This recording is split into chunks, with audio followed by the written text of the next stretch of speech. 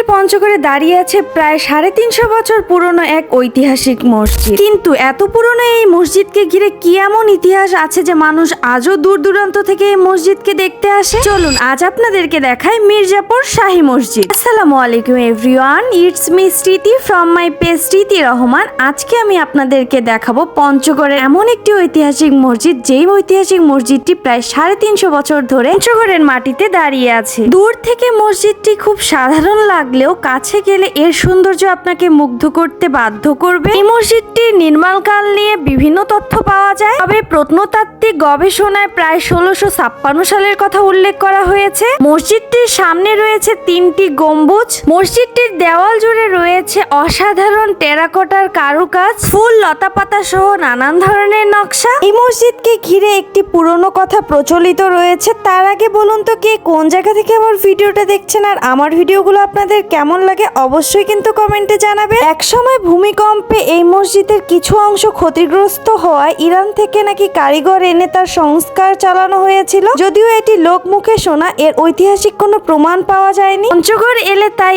অবশ্যই প্রকৃতির পাশাপাশি ইতিহাসের সাক্ষী হতে হলে এই মসজিদটি একবার ভ্রমণ করে যাবেন। আশা করি আপনাদের ভালো লাগবে। আপনাদের এলাকায় যদি এরকম দর্শনীয় স্থান থাকে তাহলে কমেন্ট করতে পারেন। ইনশাআল্লাহ চেষ্টা করব সেই স্থানে গিয়েও ভিডিও মেক করার আর তার ইতিহাস সবার সামনে তুলে ধরা। কে কে এই মসজিদে গিয়েছেন তারাও কিন্তু কমেন্ট করে জানাবেন। আর এরকম সুন্দর সুন্দর ভিডিও পেতে অবশ্যই আমার পেজটাতে একটা ফলো দিয়ে পাশেই থাকবেন। আজকের ভিডিও এই পর্যন্ত, কেমন লাগলো অবশ্যই কমেন্টে জানাবেন। আল্লাহ হাফেজ, আসসালামু আলাইকুম।